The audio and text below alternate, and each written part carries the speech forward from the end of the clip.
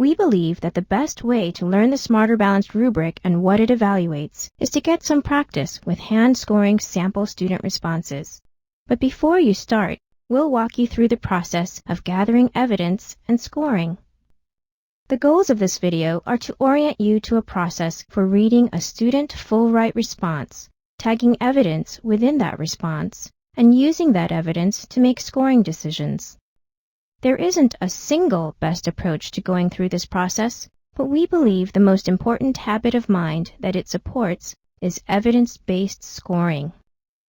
To fully benefit from viewing this video, you'll need the following materials: the Grade 4 Practice Performance Task, Animals and Their Surroundings, from the Smarter Balanced Practice Test online portal, the Smarter Balanced rubric for informational writing in grades 3 through 5, which is available with this video, and the student sample, Animals and Their Surroundings, Sample A. Please pause the video and download these materials. Skim the Practice Performance Task and the Informational Writing rubric. The first step in the scoring process is to review the full-write task prompt. It's a good idea to go back and quickly remind yourself of what the task prompt requested of students. In this video, we'll review a student sample from the 4th grade informational writing task, Animals and Their Surroundings. Students are asked to produce a multi-paragraph informational essay about animals and their surroundings. Then, they are directed to use more than one source of the 3 that are provided to develop a main idea about animals and their surroundings. Step 2 in the scoring process is to quickly review the relevant scoring rubric to remind yourself of the scoring dimensions to keep in mind as you read the student sample. Finally, it's time to individually read and score the student sample. At this point, pause the video, find the student sample and the scoring rubric. Please review the rubric, then read the sample, keeping the rubric criteria in mind. Now that you've had a chance to read through the sample, I'll walk you through the process that we recommend when reading, gathering evidence, and scoring a student sample. You should have available 3 highlighting markers of different colors. It doesn't really matter what colors you use, but in this demo, we'll use yellow for organization and purpose, green for evidence and elaboration, and blue for conventions. Using these highlighting tools, I'll tag evidence related to each scoring dimension while reading the student essay.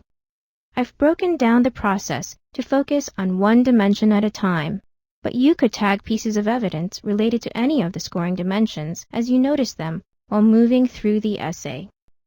First, as I walk through this student essay, I'll look for a clear purpose, a main idea. In the first paragraph, the student introduces the main idea of the essay, that animals live in all kinds of habitats, and that most of the time animals have to change to fit their surroundings. Let's take a look at the final paragraph. Uh-oh, the student doesn't really seem to have a conclusion for the entire essay, except for an exclamation point at the end of the last sentence. But as I go through the body paragraphs, I notice that in the second paragraph, the main idea is fairly evident, that animals live in all kinds of habitats, and the idea that sometimes animals change to fit their surroundings. The third and final paragraphs also extend the main idea that animals live in different habitats by discussing water and forest habitats. The third paragraph discusses another way that an animal, in this case the beaver, behaves to interact with its environment. I think I've gathered enough evidence related to the essay's purpose, so I'm going to score that part of the rubric now. Using my yellow highlighter, I've selected the Level 3 score for the first indicator of the Organization and Purpose rubric. I think the main idea is clear and is maintained in each succeeding paragraph. There's an adequate introduction with a clear main idea, but the conclusion is missing, so I've highlighted the Level 3 indicator for introduction, but the Level 1 indicator for conclusion. Let's move to organization. Following a clear introduction, The essay begins each of the next 3 paragraphs with a new example of an animal habitat: the desert, water, and forests. The essay also uses a number of internal transition words within paragraphs to connect ideas between sentences. For example, also, so, even, and these. I've got enough evidence now to score the essay's organization. For transitional strategies, I've highlighted the Level 3 indicator, adequate use of transitional strategies with some variety to clarify the relationships between and among ideas. I also think that the structure of the essay, with a clear introduction and 3 paragraphs that build on that introduction, provides an adequate progression of ideas from beginning to end. Overall, the evidence that we've tagged related to this dimension suggests that a score of 3 is most appropriate. The summative comments at the top of Level 3 capture the essay's quality well. There is an evident organizational structure. There are minor flaws, in this case an absent conclusion, which affects the essay's sense of completeness, but not the overall coherence. The organization is sustained, and the response is generally focused.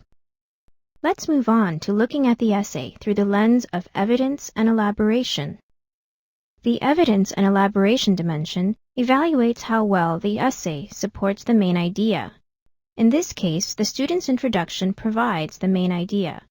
Animals live in all kinds of habitats. The question is, does the essay present limited, adequate, or thorough evidence that supports this main idea? I've used my green highlighter to tag evidence for this dimension. In the first paragraph, we see that the essay includes evidence from source number 1. It provides an example, the penguin, of how an animal changes to fit its surroundings. It huddles close together with other penguins to stay warm. The student cites the source simply and adequately. The second paragraph also includes evidence from source number 1, though it is not cited. The essay provides details about the desert habitat. The day is a lot hotter than the night, and elaborates that animals keep cool by digging burrows, drinking water in a cactus, and coming out only at night.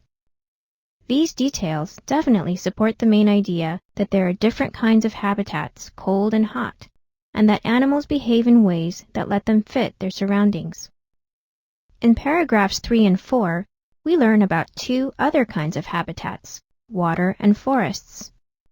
In paragraph 3, the essay uses information from source number 2 to elaborate on how beavers interact with their environment to create their own habitats.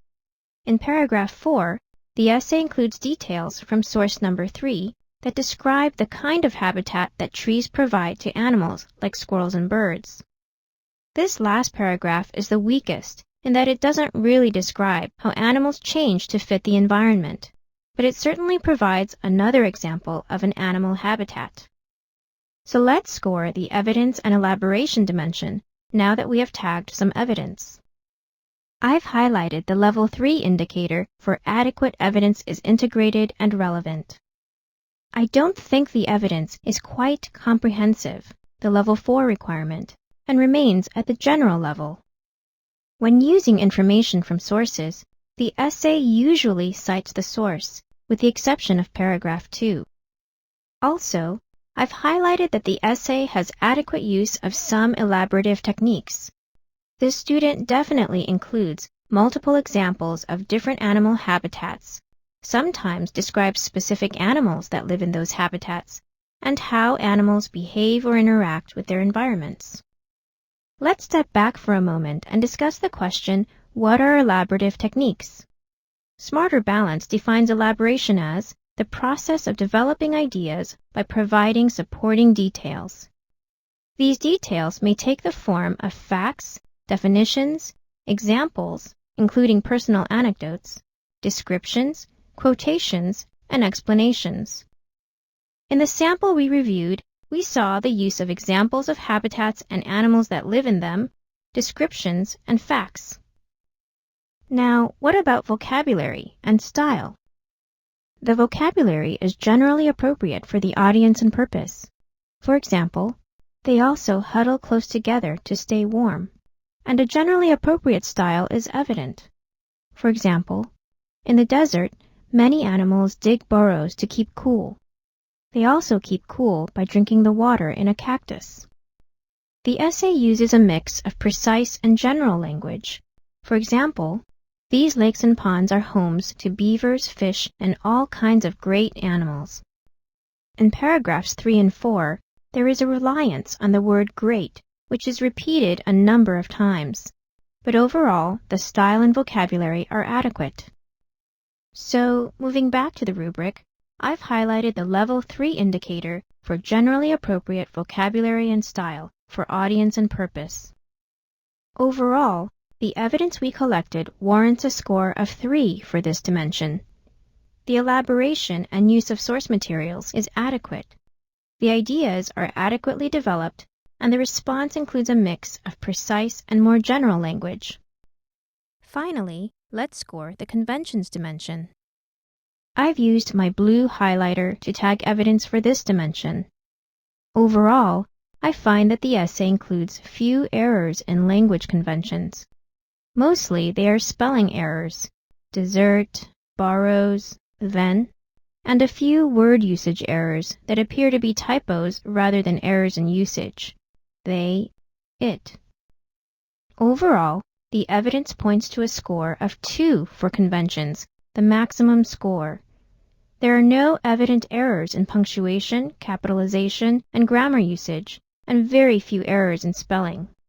The ratio of errors to the total volume of writing is low. The student demonstrates a solid command of conventions for 4th grade.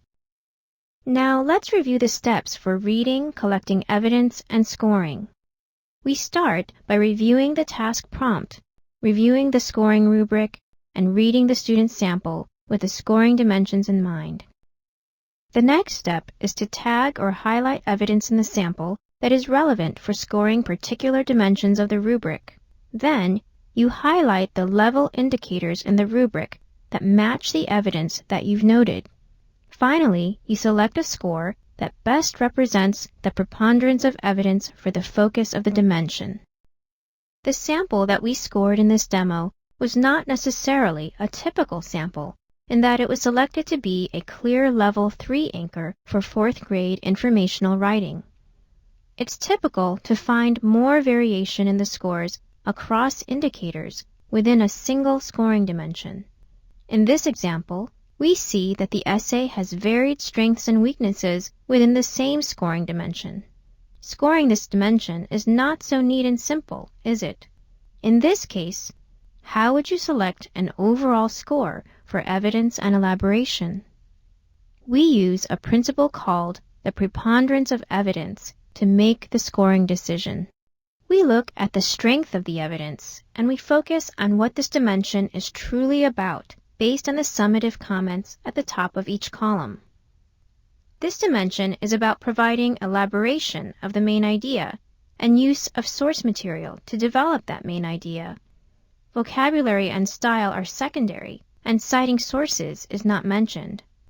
The preponderance of evidence suggests that for this sample, a Level 3 score should be selected. Despite weaknesses in vocabulary and style and lack of citations, the use of evidence and source materials, as well as elaborative techniques, outweigh those weaknesses to arrive at an overall score of 3. We don't average across the indicators to arrive at a score of 2. Instead, we select the score that best represents the characteristics of writing that are assessed in this dimension. This concludes the video on gathering evidence and scoring using the Smarter Balanced Full Write rubrics.